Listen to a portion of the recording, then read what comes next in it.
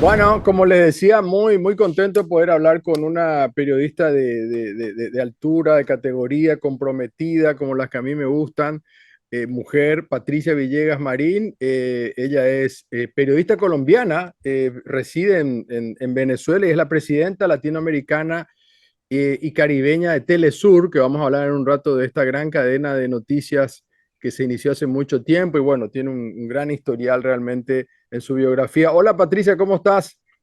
Oye, hola, qué gusto poder conversar contigo, verte. Siempre mantenemos comunicación, te sigo, pero bueno, es un placer poder compartir estos minutos contigo y hacer como una mirada a distintas realidades coyunturales de esta América Latina convulsa, compleja, que no se entiende en blancos y negros. Siempre hay que tratar de ponerle muchos colores porque como aquí, como en todas partes, pero digamos en el relato mediático siempre hay como una idea de contar las cosas a nivel de telenovelas, de protagonistas y antagonistas. Y no, la realidad social es mucho más compleja que eso. Así que bueno, muchas gracias por estos minutos, por esta conversación a dos voces. Te agradezco mucho porque sé que estás casi sin dormir con Qatar, porque Telesur hace realmente una cobertura muy grande, lo viene haciendo en los mundiales. Recuerdo con Maradona que yo no sé cómo hiciste para juntar a Maradona con Víctor Hugo Morales, pero todos los maradonianos, que somos muchos en el mundo, lo agradecimos mucho realmente. Y bueno, se vuelve a repetir esta cobertura que ustedes están haciendo, ¿no? Bueno, sí, fíjate, uno no tiene la dimensión de algunas decisiones que toma en el momento en el que las toma. Pero cuando se fue a dar el Mundial de Brasil y estábamos pensando cómo hacer en un Mundial que era en territorio latinoamericano, un canal latinoamericano por excelencia, no podía darle la espalda a ese evento. Entonces empezaron a surgir una cantidad de ideas. Allí apareció la posibilidad de trabajar con Maradona. Yo recuerdo, Leo, que mucha gente, amiga incluso, me decía, no te metas con él, vas a fracasar, te vas a meter en un problema, o sea, vas a hacer una gran inversión y él te va a dejar colgada. Ya lo ha hecho con otros medios, ya lo ha hecho con otros periodistas y como que un poco desestimulando la idea de hacer un programa con el más grande o uno de los más grandes futbolistas de nuestra historia. Y nosotros nada, nos empeñamos en que sí se podía, en que podía salir muy lindo. Lo juntamos con Víctor Hugo, el gran relator, digamos, de Diego, un periodista más de muchos quilates, y esa dupla, que le llamamos luego la dupla ideal, fue absolutamente exitosa en todos los sentidos. Regresó a Maradona a la región, él llevaba muchísimos años viviendo en Dubái, estaba, digamos, lejos físicamente, así que lo volvió a conectar con la región y ese ciclo de Brasil y luego el ciclo de Rusia se convirtieron al final en el testimonio histórico del más grande jugador, digamos, de todos los tiempos o uno de los más grandes y lo último que pudimos tener de él. En este ciclo que hacemos ahora en Qatar, en el cual está Juan Pablo Sorín, también argentino, también zurdo, futbolista, por supuesto, haciendo dupla con Víctor Hugo, hemos metido una cantidad de trozos de lo que decía Maradona en los dos ciclos anteriores, en Brasil y en Rusia, y nos damos cuenta ese Maradona que dio tanto, ¿no? Que nos dio tanto, Maradona hablando de fútbol, Maradona cantando, Maradona opinando sobre la política regional, Maradona siendo muy Maradona y nos sentimos hoy, yo me siento cuando veo esas piezas, digamos, en la actualidad, digo, oye, de verdad que nos dio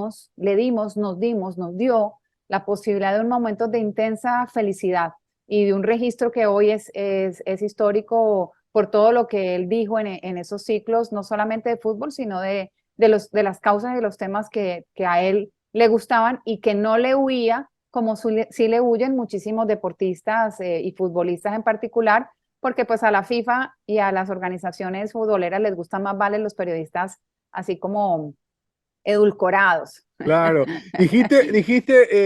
interesante eso porque dijiste Juan Pablo Sorín zurdo, porque hacen juego con el nombre que tenía el programa con Maradona. Sí, sí, el programa primero se llamaba De Zurda, que fue muy popular, el que hicimos en Brasil, luego hicimos La Mano del 10 en Rusia y ahora se llama Zurda Infinita, así como muy poético porque es como que nunca pasará la historia realmente Maradona y en este mundial, aunque la FIFA le hizo un homenaje, hay que reconocerlo, realmente quienes le homenajean todos los días son los hinchas.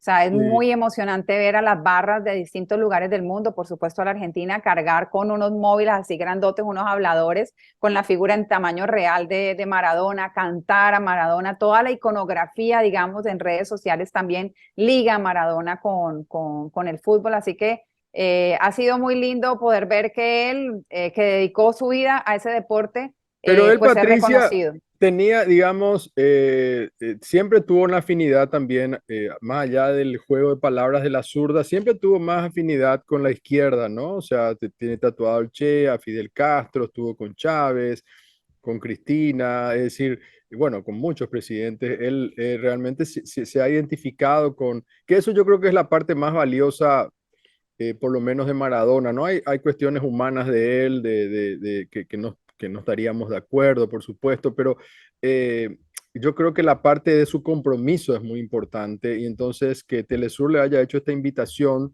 y que no te haya dejado, digamos, plantado, como te decían algunos, tiene que ver también, me imagino, con eso, ¿no? Con una Sin decisión duda. de estar en un canal, que representa un poco lo que él, quiere y lo que Con él el que piensa. se identificaba, con las causas que él defendía. O sea, Maradona al final siempre estuvo muy ligado a la lucha de los humildes, incluyendo los humildes jugadores de fútbol.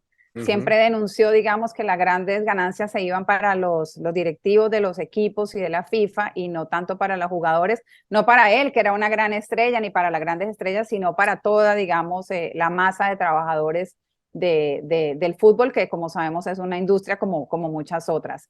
Pero digamos, el quiebre político de Maradona se da en Cuba, con su relación muy entrañable con el comandante Fidel Castro, que no solamente le abrió las manos, sino que lo cuidó, o sea, no solamente lo hospedó, lo ayudó, como podría haber sido, bueno, estás aquí en un hospital, te vamos a hacer el tratamiento que se le hace a X cantidad de personas, ¿no? Sino que el comandante Fidel lo adoptó, Ujú. de alguna manera, simbólicamente fue su padre, fue su guía, y en ese momento Maradona encuentra, digamos, cómo encauzar todas esas cosas que a él le preocupaban en el mundo, en un momento donde su vida estaba cayendo así a pique, y a partir de esa experiencia, él empieza a tener muchísima más conciencia política como tal, digamos, elaborada sobre lo que pasaba en América Latina, sobre que no era solamente en la Argentina, y empezó a tener una perspectiva global. Luego viene obviamente su relación entrañable con el comandante Chávez, que hereda el presidente Maduro, con una amistad también muy, muy fuerte. El presidente Maduro ha dicho, por ejemplo, que Maradona ayudó muchísimas veces para burlar el bloqueo a Venezuela y de traer alimentos en los años más duros del bloqueo a este país. Y bueno, y luego la conexión con Daniel Ortega también, la conexión con Evo, que además es futbolera. Súper futbolero, sí, sí, han Así, jugado fútbol juntos y y no, y Maradona además defendió que La Paz y particularmente el Alto fueran sede de los partidos de los claro. suramericanos y etcétera, que siempre la FIFA ha intentado como quitarles esa sede porque es una ciudad muy alta, muy dura para jugar, sin duda, pero bueno, esta es la ciudad de Bolivia, Maradona siempre lo defendió. Así que sí, siempre hubo una conexión, pero también hubo mucho respeto. O sea, creo que Telesur le dio a Maradona, le dio, no solo él le dio a Telesur, sino que Telesur le dio, y le dio sobre todo respeto, Sí, consideración. O sea, esas cosas que no se pagan con dinero, esas sí, cosas que sin son duda. escuchar, que son respetar al otro, que son reconocer al otro. No le pusimos nunca a vender nada, nunca le dijimos di esto o aquello, o sea, no hay una línea editorial en la que tú le digas, mira, hoy vas a hablar de Fidel, hoy vas a hablar Claro. de Chávez. No, no, o sea, era respetar su esencia como ser humano, como profesional del fútbol. Y te digo, no fue que fuera fácil. Evidentemente te podrás imaginar lo que era producir a Maradona y a Víctor Hugo también, o sea, un gran profesional. Producir ese programa es de altísimo reto, no es que todo sea o color de rosa o una luna de miel, no, por supuesto son momentos de altísima intensidad y tensión, pero siempre fluyó, siempre fue supremamente respetuoso, él con Telesur y Telesur con él, y Se por eso notaba, es hicimos. que se notaba, Patricia, porque bueno, yo seguía ese bloque, digamos, de Telesur y realmente se notaba eso claramente, como, además lo bien que se sentía con Víctor Hugo Morales. Tenía pensado arrancar por otro lado, pero arrancamos por Maradona, entonces me gustaría quedarme en Venezuela para que la gente entienda un poco eso que vos hablabas de los matices. Aquí en Paraguay y en otros lugares es muy común que nos digan a nosotros, tanto en la política, sobre todo, no, vos querés ser Venezuela, querés ser Cuba, casi como un insulto, ¿no? Entonces, explicar un poco la situación de Venezuela y el bloqueo, ¿no? Porque ahora estamos escuchando más informaciones por ahí que aparecen en la prensa, porque generalmente es un tema que no se quiere tocar. Siempre se habla de la dictadura como un término, pero no se habla, digamos, de estos bloqueos que dejan a Venezuela realmente con problemas como citaste de alimentos o medicamentos o la gente que tiene que salir del país. ¿Podrías darnos una perspectiva de eso, por favor? Sí, bueno, ahora hay muchos venezolanólogos que hablaron mucho durante la época de intensidad informativa sobre el país y que ahora pues desaparecen porque en Venezuela empieza a desaparecer de los titulares. Eso tiene que ver con las disputas políticas, ¿no? O sea, que son representadas o no de tal o cual manera en los medios. Entonces yo lo primero que diría es, si usted realmente quiere saber sobre Venezuela, despójese de sus prejuicios y busque otras fuentes. Ujú. Eso como una recomendación general, así como cuando uno va donde el médico y le dice, usted tiene que comer bien, usted tiene que caminar, usted tiene que dormir mejor. Bueno, hay unas recomendaciones generales. Entonces, despójese de sus prejuicios y busque otras fuentes de información. Porque sobre Venezuela se armó una gran operación política, mediática, diplomática en los últimos años que buscaba claramente un cambio de gobierno, aduciendo ilegalidades e ilegitimidades que no estaban como tal contempladas en la constitución de este país y que mostraron a partir de esa interpretación un gobierno legítimo, elegido en las urnas por amplias mayorías, con las mismas normas electorales con las cuales se han elegido todas las autoridades en los últimos 20 años en Venezuela, que habían ganado una elección y que debían, por supuesto, ejercer su mandato, particularmente el caso del presidente Maduro en el mandato en el que está todavía en curso. Cuando comenzó, después de las elecciones, ahí arranca esta operación mediática, política y diplomática de mayor intensidad. El objetivo era que no se posesionara o que no pudiera gobernar. Ninguno de los dos objetivos se cumplió. Años después estamos viendo que la situación empieza a cambiar, pero claro, te hago un relato como a 100 kilómetros por hora, porque los hechos en Venezuela son muy complejos en los últimos años, pero digamos que del año 2012, cuando muere el comandante Chávez, ese 5 de marzo, ya el comandante Chávez anticipaba, como han relatado varias fuentes, que sobre Venezuela se venía una estrategia de asfixia económica, lo que aquí se ha llamado una guerra económica, es atentar con los actores económicos locales e internacionales al modelo bolivariano, que es un modelo de construcción socialista, claramente.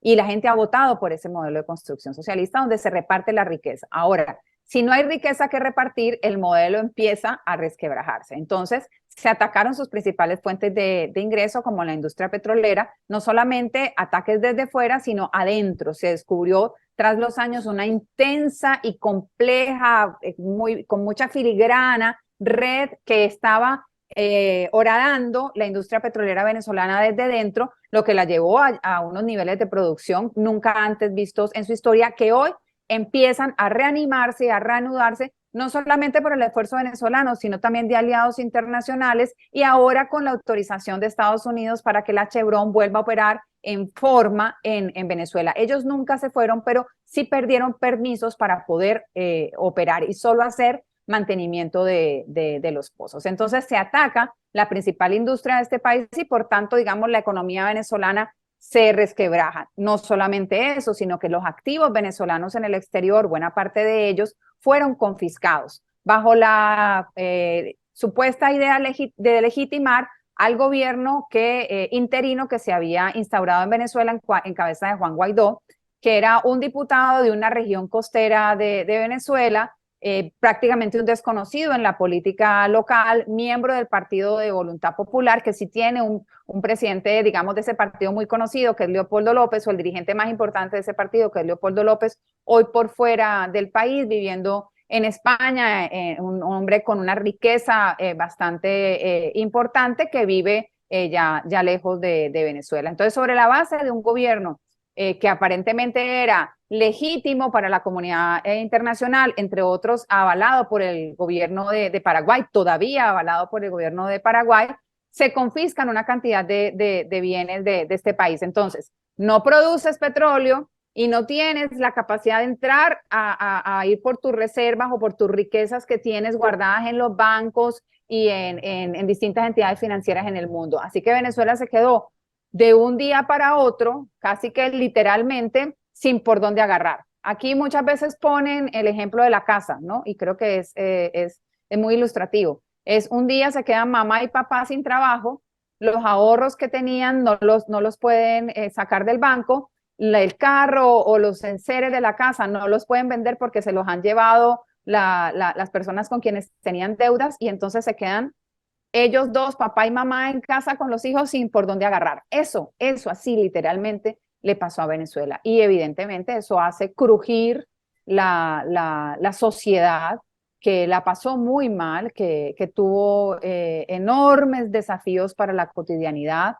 No es verdad, digamos, que nunca hubo cosas en las estanterías de los abastos, pero es verdad que era difícil conseguirlas, que eran caras de conseguir. Es verdad que también lo que llegaba importado por el Estado con el poco dinero que se lograba obtener de otras fuentes de financiación, fue fruto de extracción hacia Colombia, extracción hacia Brasil. Entonces hubo momentos en los que ir al mercado, y ustedes recordarán esas imágenes, pues era muy, ir al abasto, ir al supermercado, era muy complicado, había que hacer largas colas para obtener productos de la canasta básica, y en ese escenario, digamos, se generaron también profundas movilizaciones de violencia, no de descontento social, que había, por supuesto, razones para el descontento. En Venezuela hay opositores al chavismo, hay distintos partidos políticos, ningún partido político en Venezuela está proscrito, pero las situaciones que se presentaron en estos años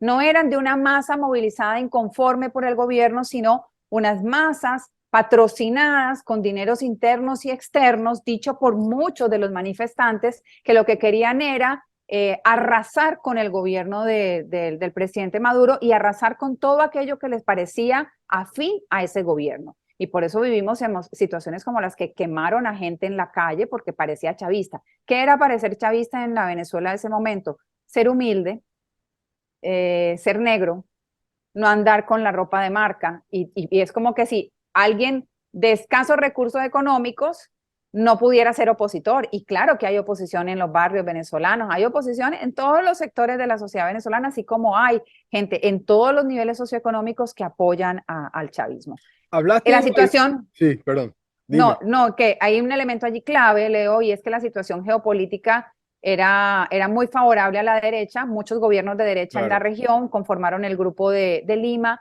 que me parece a mí que incluso allí CELAC, nuestros grandes amigos de CELAC, del Centro de Estudios Latinoamericanos de América Latina y el Caribe, que hacen un trabajo extraordinario, podrían estudiar el comportamiento diplomático del Grupo de Lima, porque fueron realmente muy sincrónicos, trabajaron con algún nivel de eficiencia, no lograron, por supuesto, el objetivo de tumbar el gobierno de Nicolás Maduro, pero sí lo hicieron con mucha eficiencia ese Grupo de Lima, que además tenía un jefe, que es Donald Trump. O sea, la política exterior de Estados Unidos, en continuidad con el decreto de Obama de declarar a Venezuela una amenaza inusual y extraordinaria, un país que no tiene capacidad bélica para hacerle daño a los Estados Unidos de ningún punto de vista, le abrió la puerta para que Donald Trump presionara de una manera extraordinaria, nunca antes vista en la historia republicana de Venezuela, creo que ni siquiera comparable con Cuba, a pesar de que el bloqueo a Cuba ha sido muy largo y es calificado como un genocidio.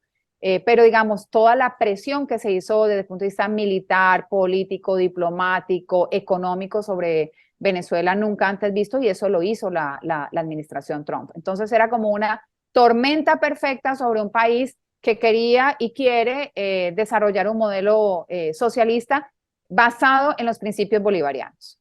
Hay que entender también que por ahí algunos no saben todavía, pero Venezuela tiene la reserva más grande de petróleo del mundo, entonces ahí se explican muchas cosas.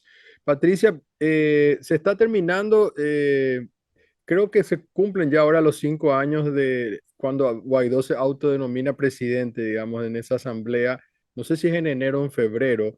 La información que yo tengo es que, bueno, finalmente cuando él cumpla esos 5 años, que falta ya poco tiempo, tanto Estados Unidos como la Unión Europea van a olvidarse de esa fachada y van a volver a la realidad, que es hablar con el gobierno que está hoy en el poder y que nunca ha sido desconocido, porque siempre de alguna forma se terminaba hablando con el presidente Maduro, digamos. Pero se cumplen 5 años, tengo entendido, ¿no? No sé si es enero o febrero. Sí, en enero, que es la fecha que han marcado los Estados Unidos, según versiones de prensa, para dar por terminado el reconocimiento que han dado a la figura de Juan Guaidó como presidente del Parlamento venezolano, haciéndolo ver como un presidente encargado del país hasta que se desarrollen unas elecciones libres. Esa es la narrativa, digamos, y la postura de los Estados Unidos y de los gobiernos que en su momento apoyaron a Guaidó. Pero esa narrativa tiene un problema también en esa línea de argumentación tiene un problema de legitimidad, porque el presidente del Parlamento venezolano se cambia cada año.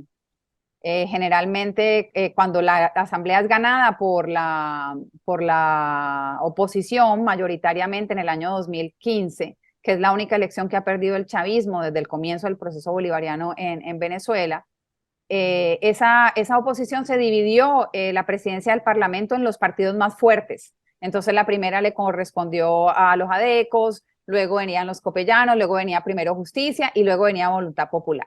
Eso por un lado. Y por otro lado, ya aquí hubo nuevas elecciones en el Parlamento, en las cuales Juan Guaidó no se presentó. Así que hay otro parlamento con otro presidente que es un gran líder del chavismo, una gran referencia, digamos, del liderazgo colectivo del chavismo, que es Jorge Rodríguez. Así que Guaidó literalmente hoy no tiene puesto, o sea, no hay un cargo que esté basado en la legislación, ni en la interpretación de ellos, ni en la interpretación de nadie. Hoy Juan Guaidó tiene un cargo. Ahora, el hegemón, digamos en este caso los Estados Unidos, Europa, lo que llamamos Occidente, siguen sosteniendo esa figura. Yo creo que más porque no van a reconocer públicamente que han sido derrotados, que al final la resistencia del pueblo venezolano y la estrategia bien implementada, que ha dejado muchas cicatrices y heridas a nivel social y económico en el país, pues logró sostenerse a pesar de la dura embestida.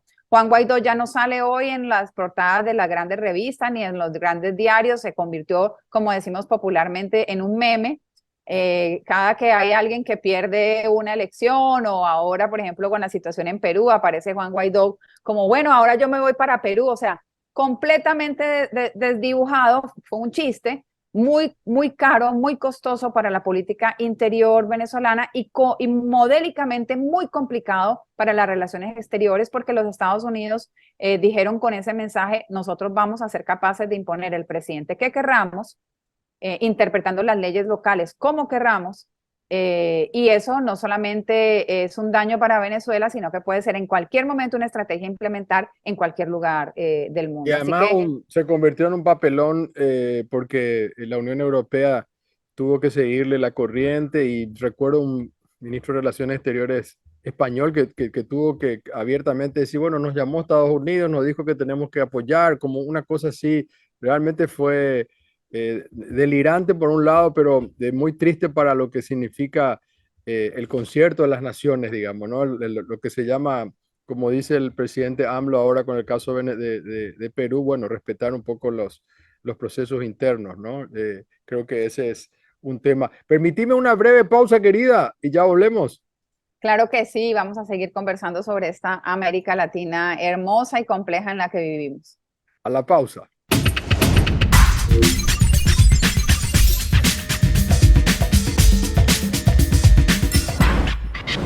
Bueno, segunda parte de este programa con Patricia, directora de Telesur, contándonos, bueno, muchas cosas que tienen que ver con Venezuela, un poco para escuchar la realidad desde otro ángulo. Esta es la idea de este programa también, básicamente, pero nos encontramos en una situación esta semana con Perú compleja. Estaba leyendo un artículo que se publicó en un diario de España público, firmado por Sergio Pascual, que él habla de que en realidad el presidente Castillo vivió como un golpe de Estado permanente, Patricia.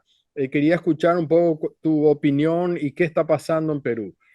Así es, evidentemente ahí pasan por lo menos dos cosas. La primera, claramente, o sea, que se pueden decir con claridad, no son interpretaciones. La primera es que el presidente transgredió la Constitución, el presidente Pedro Castillo transgredió la Constitución.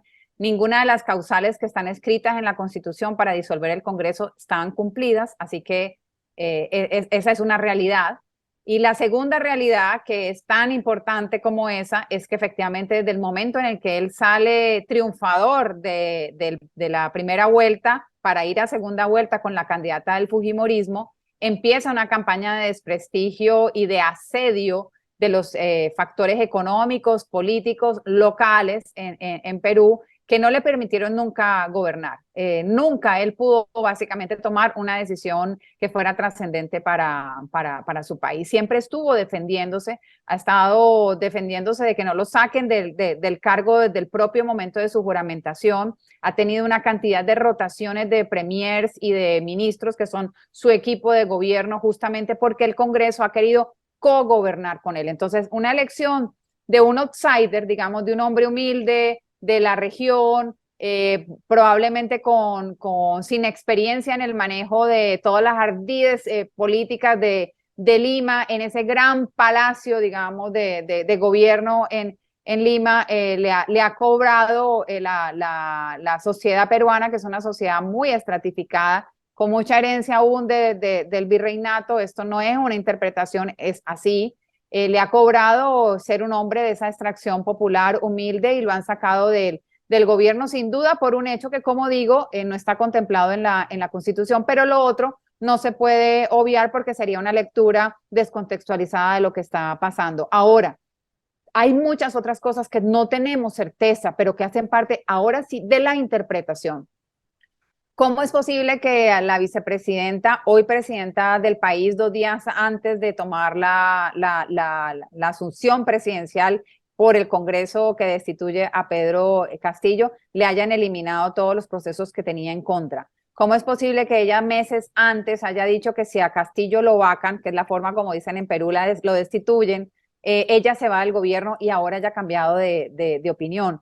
¿Cómo es posible que ella en ese discurso leído, o sea, era un discurso escrito, tú dirás, bueno, pero eso es un detalle? No es un detalle, hace parte de la lectura de la realidad. Si yo te digo ahora, Leo, tú vas a ser ya presidente del club de fútbol de un barrio de Paraguay, tú no tienes nada escrito, porque eso es una cosa que te acaba de suceder. Ella tenía un discurso escrito, no llama a elecciones, dice que va a concluir el mandato en el 2026 y habla de una tregua que nunca tuvo Pedro Castillo y habla de un gobierno, de un cogobierno con los partidos políticos peruanos. La situación yo diría que todavía está en desarrollo, ningún proceso se parece a otro, no hay grandes masas populares en Lima ni en el país pidiendo la restitución de Castillo. Sí hay algunos movimientos en la zona sur del país, algunos en la zona, digamos, del centro de gobierno de la ciudad de Lima. Hay una vigilia permanente afuera del lugar donde está recluido Pedro Castillo, que para eso fue supremamente eficiente la policía y la fiscalía peruana. Así que todavía Pero no sabemos ese factor también, social si va a influir o no. Y la otra cosa que no sabemos es si se llega a descubrir qué influyó para que Pedro Castillo tome esa decisión sin tener certeza de contar con el apoyo de amplios sectores populares, de las Fuerzas Armadas y de la policía y de por lo menos quienes se habían mantenido leales a él en el Congreso de la República. Ahí está buena parte de lo que puede en las próximas horas cambiar la situación que estamos viviendo, que es un país que nuevamente cambió de presidente por la vía del Congreso y que no tiene grandes convulsiones sociales, por lo menos no evidentes en las calles. Ahora, eso no quiere decir que no haya una crisis profunda en ese país que se ha expresado no solamente en las urnas a escoger un outsider como Pedro Castillo, sino que también recordemos que cuando el anterior presidente sale del gobierno, destituido también por el Congreso, sí hubo grandes movilizaciones, no a favor del presidente destituido, sino a favor de un cambio político en el país que sigue rigiéndose por la constitución de Fujimori. No me parece para nada menos importante mencionar que al profesor Castillo lo mandan a la misma cárcel en la que está Fujimori. Desde el punto de vista simbólico, Claro, porque para claro.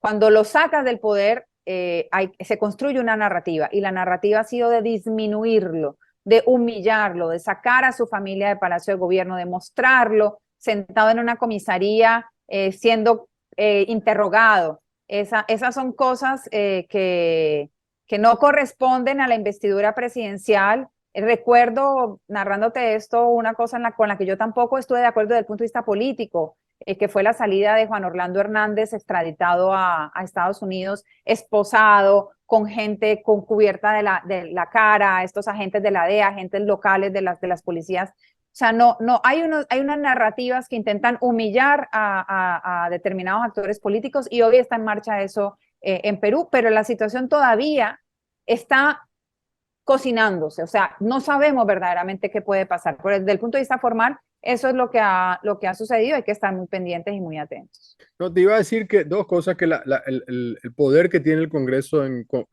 Perú no se compara con ningún otro país, digamos, al tal punto, tal vez mucha gente ni siquiera sabe, ¿no? Pero a Castillo no lo dejaron ni siquiera salir del país para algunos encuentros o bilaterales o multilaterales, y él tiene que pedir permiso para poder salir del país. Eso no ocurre en ninguna parte del mundo, digamos, ¿no? O sea, ese poder. Y segundo, ¿cuántos presidentes ya han sido cambiados en menos de 8 años, digamos?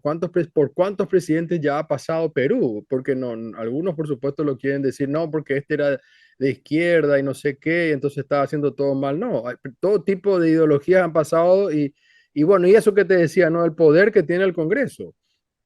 Sí, bueno, la última negativa fue a salir a México a la Cumbre del Pacífico, en la cual debía él recibir la presidencia pro tempore de manos del presidente Andrés Manuel López Obrador, que había entonces dicho que cancelaba la reunión y había anunciado posteriormente que irían a Lima. Dado que a él no le permitían salir, los presidentes irían a Lima a entregarle el testigo a Pedro Castillo. Por supuesto, la reunión está absolutamente cancelada. Eso estaba previsto para el 14 de diciembre. Se conoce además, ya eso también es un hecho, que el presidente Castillo, luego de la alocución y viendo cómo empezaron a desarrollarse los hechos con una rapidez impresionante, digamos, pide asilo a México, pide que le preserven, que lo ayuden a preservar su integridad, pero no logra llegar a la embajada. México sigue tendiendo la mano, y podría haber, no está planteado ahora, no se ve con claridad, pero podría haber un escenario en el cual el presidente Castillo logre un asilo en México, en medio de esta complicadísima situación que se vive allí. El Congreso de la República, además, es una de las instituciones con más desprestigio en el Perú. Así que la situación es muy volátil, porque probablemente la gente, y lo ha dicho a los reporteros, no solo a los de Telesur, en general a los medios, no está de acuerdo con la disolución del Congreso por parte de Pedro Castillo, pero tampoco está de acuerdo con el Congreso. Entonces hay un limbo institucional muy complejo, una estabilidad muy frágil.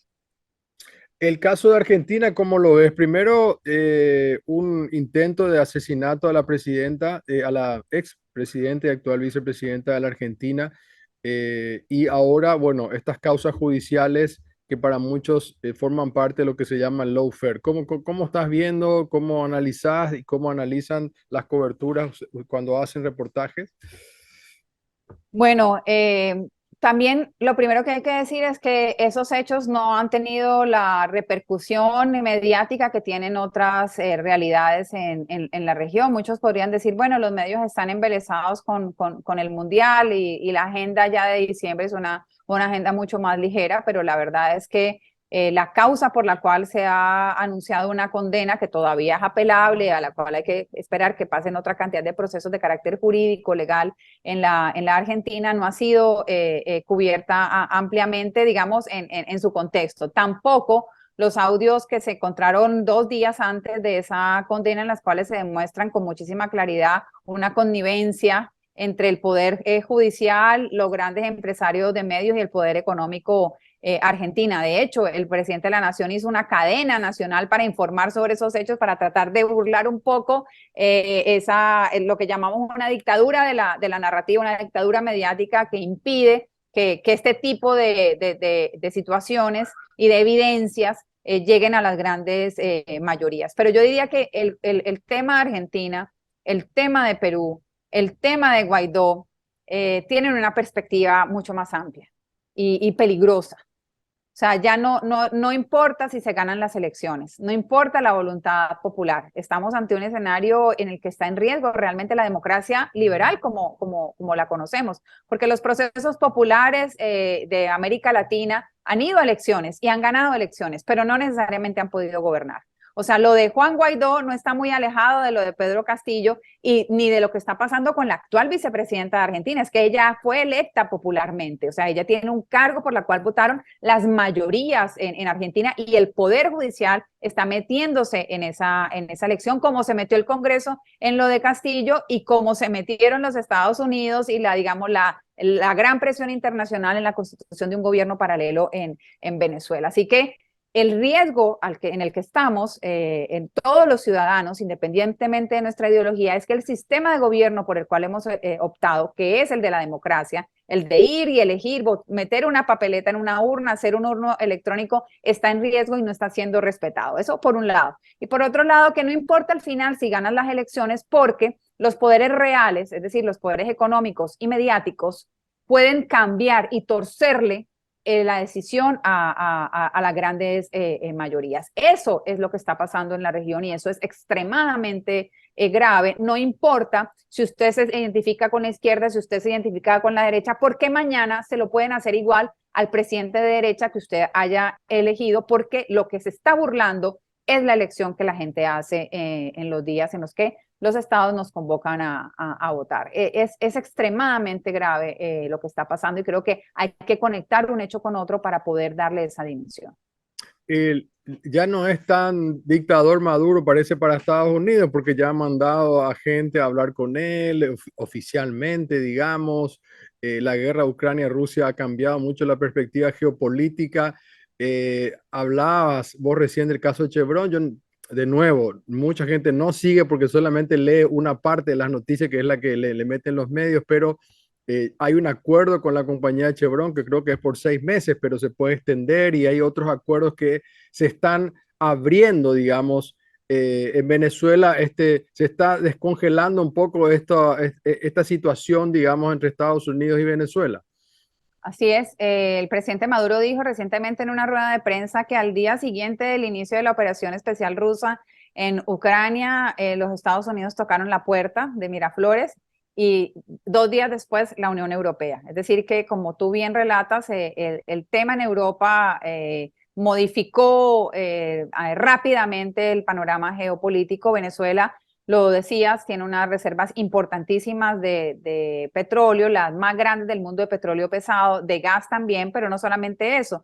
Es que el sistema de petrolero venezolano está construido para entregar petróleo rápidamente a los Estados Unidos. Este es un petróleo extra pesado que tiene una tecnología especial que es procesado en parte aquí y en parte en los Estados Unidos, donde Venezuela tiene una empresa que se llama Citgo. Creo que es el único estado latinoamericano caribeño que tiene una empresa en los Estados Unidos de esa naturaleza, constituida de esa naturaleza. Esa fue una de las empresas que los Estados Unidos le dijeron a Venezuela en la época, digamos, del todo vale, de máxima presión, de la tormenta perfecta. Nosotros nos vamos a quedar con ella porque como usted no es el presidente legítimo del país, usted no la puede administrar. Pero esa petrolera en Estados Unidos, que se llama Citgo, es el complemento perfecto para la extracción del petróleo venezolano. Entonces de aquí sale, allá se procesa y se vende en las gasolineras de la empresa venezolana. Así está construido. Las refinerías venezolanas están construidas con tecnología estadounidense. Entonces cuando la gente pregunta, bueno, ¿por qué dejaron de producir? No solamente porque había una mafia interna que deliberadamente estaba destruyendo la industria petrolera, sino porque toda tenía repuestos de Estados Unidos y los Estados Unidos no vendían ni un tornillo a Venezuela, es decir, que las refinerías se dañaba una pieza y no podían ser reparadas. Luego, la inventiva, el ingenio y digamos toda la capacidad de reacción de los profesionales de la industria petrolera venezolana lograron ir poniendo en marcha nuevamente las refinerías. Entonces, hay un movimiento geopolítico muy interesante porque Venezuela no solamente tiene la reserva, sino porque tiene un sistema construido que permite que llegue rápidamente petróleo y petróleo, digamos, o sea, combustibles de distinta índole a los Estados Unidos que los están necesitando. Y ese elemento cambia la situación, digamos, por lo menos del discurso hacia Venezuela. Se han dado además varios intercambios, digamos, de gente que estaba presa aquí por distintos delitos de nacionalidad estadounidense y gente que estaba en Estados Unidos de nacionalidad venezolana que habían sido capturados de forma ilegal y se han entregado. Se han dado encuentros, visitas a Miraflores y la agenda es todavía larga y no incluye solo temas económicos. El presidente Maduro dijo esta semana una cosa que me parece que es muy importante para tus usuarios y es: Venezuela no vende petróleo con banderas ideológicas. Se le vende petróleo a todo el que lo necesite. Y Venezuela es clave en la ecuación energética global y lo está demostrando, digamos, el inicio del conflicto en Europa. Así que, claro. Dijiste algo, Patricia, que por ahí la gente no sabe. O sea, existen estaciones de servicio, así le decimos nosotros a las gasolineras en Estados Unidos, que son del gobierno venezolano o son en sociedad. ¿Cómo es? Sí, son del gobierno venezolano, son una empresa venezolana que se puso en Estados Unidos y que le vende gasolina a la gente cuando va, pone en el carro, paga, eso es de Venezuela, pero eso está confiscado Claro, por los pero digo Estados nomás, Unidos. en esta situación de geopolítica y del problema del petróleo y la suba de repente, como acá que subió muchísimo, Claro. me imagino una persona que va a una gasolinera en Estados Unidos, le importa un bledo de dónde venga el petróleo, si le es barato, le es caro y quiere poner, y le dice, no, pero resulta que Maduro es un dictador porque dice Donald Trump, a mí qué me importa si a mí yo lo que quiero es cargar combustible. Y bueno, ese pragmatismo es el que está aplicando la administración Biden, muy complicada, por supuesto, por la situación en Europa en términos de suministro petrolero, no porque su estrategia no esté funcionando desde el punto de vista de la guerra, de la diplomacia, etcétera, de cómo lograron plegar a los europeos a su estrategia, a pesar de que el sufrimiento lo están poniendo de manera muy importante los europeos, pero bueno, en Estados Unidos hay problemas de inflación, digamos, realidades también complejas que no se explican rápidamente, pero claro, esa empresa venezolana en territorio estadounidense, tú llegas a una gasolinera que se llama Citgo, pagas por tu gasolina y te vas. Y el petróleo venezolano está, por su característica, toda la industria está montada para que eso funcione, se ensamble. Entonces, al esto no funcionar, cuando se bloqueó, obviamente, aunque tú extrayeras el petróleo ultra pesado, requiere un tipo de procesos que no están tan fáciles de conseguir en otras partes. Así que esto se abra y que esto se abra va a volver a hacer fluir petróleo para la sociedad estadounidense y para otras sociedades, evidentemente, que son clientes hoy de Venezuela, que también diversificó su cartera en estos años complejos y difíciles y que generó también el ingreso de otras tecnologías. O sea, no es que esta ecuación le salga gratis a la industria petrolera estadounidense que lleva más de 100 años extrayendo petróleo en Venezuela, solo que ahora con unas reglas distintas como marca la Constitución, y es que la mayoría accionaria de las empresas mixtas las tiene el Estado venezolano, el tema de las regalías, digamos, es controlado por el Estado venezolano, y eso no ha cambiado, eso sigue así, así que el Estado venezolano también tiene perspectivas de mejores ingresos para los próximos meses, y eso explica por qué Venezuela es uno de los países o el país con mayor crecimiento económico de la región durante este año difícil, durante este año complejo.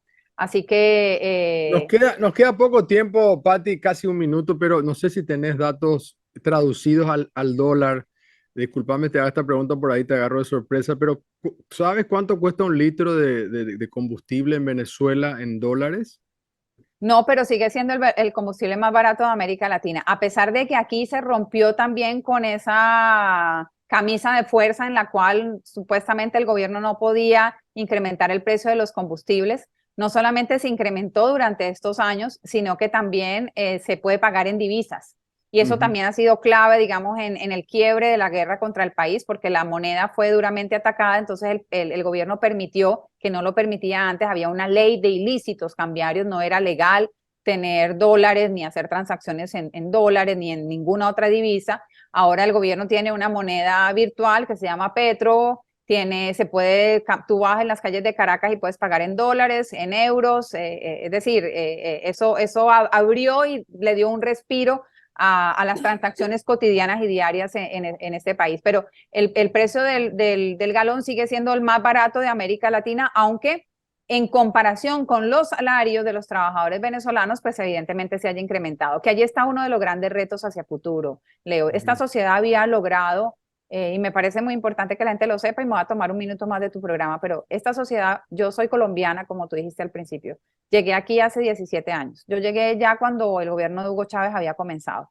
Los niveles, digamos, de vida y de estabilidad y bienestar del venezolano eran completamente distintos a los de América Latina. Sin lugar a dudas, los indicadores lo demuestran, pero además había solamente que llegar al aeropuerto y darte cuenta que aquí la gente vivía con otras condiciones. El gobierno había logrado una distribución de la riqueza de manera muy importante. La posibilidad de que los amplios sectores populares, marginados históricamente en un país tan rico que, como he dicho, empezó a explotar el petróleo hace un poco más de 100 años, había sido un cambio estructural para esta sociedad. O sea, tú encontrabas y encuentras ambulatorios médicos metidos en los barrios de las principales ciudades del país. La gente tenía acceso a la educación gratuita, a la salud, digamos. Había logrado construir lo que podríamos llamar un estado de bienestar. Ese estado de bienestar fue golpeado duramente por la guerra. Los salarios de los venezolanos, que eran superiores a los de América Latina en todos estos años previos a la guerra, también están muy golpeados. Entonces, esos niveles de equidad, esos niveles de ingresos, hoy tienen que empezar a emparejarse con el crecimiento económico que ha venido experimentando la economía venezolana en el último año, y que la perspectiva es positiva por todo esto que hemos hablado, pero que si tú te paras hoy en Caracas, no es que sea un color de rosas, la realidad, están ahí las heridas de la guerra, claramente, ¿no?